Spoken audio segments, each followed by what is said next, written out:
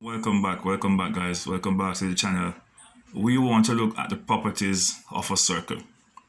What we're also going to do is to walk through different videos looking at how we find, how do we establish different parts of the circle.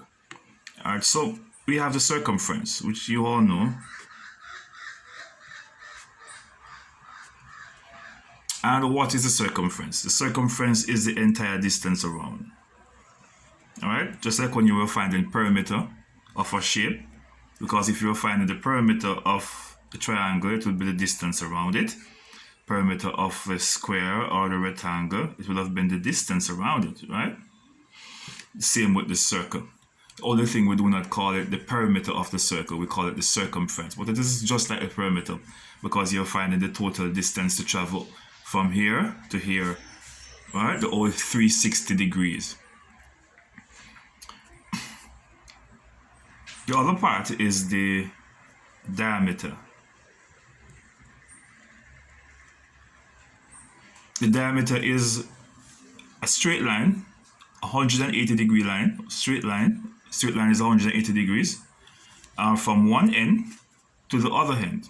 It establishes how wide. Let me write my hair properly and dot my eye properly. Sorry for my poor penmanship.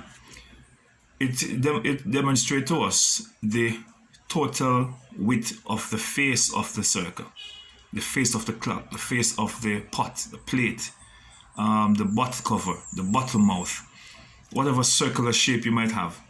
The diameter is the distance from one end to the other end, cutting straight through the center. That's the diameter.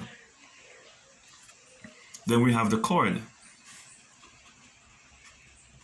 The chord is from one end to the other end, but it does not go through the center. Alright, so you could have a chord up here, you could have a chord down here.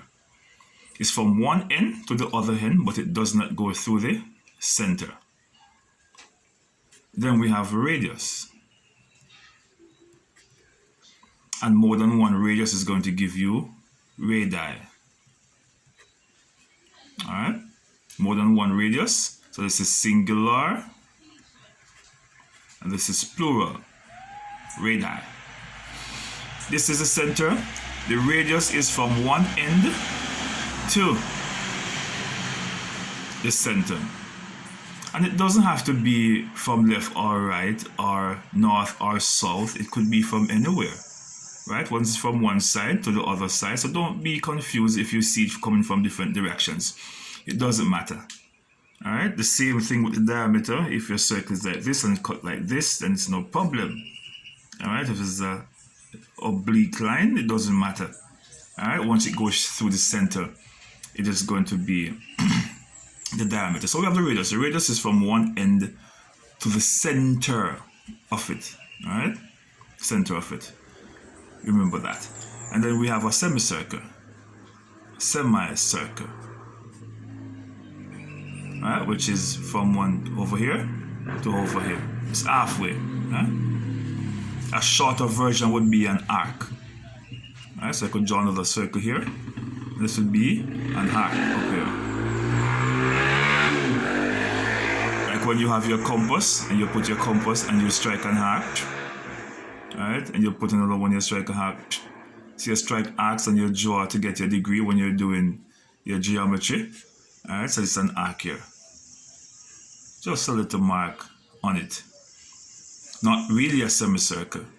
Alright? On the outside here.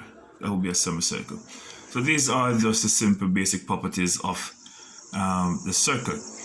But what we want to do is in a few more videos to look at how we find the radius, how we find the diameter, and how we find the circumference and also the area of a circle. Okay.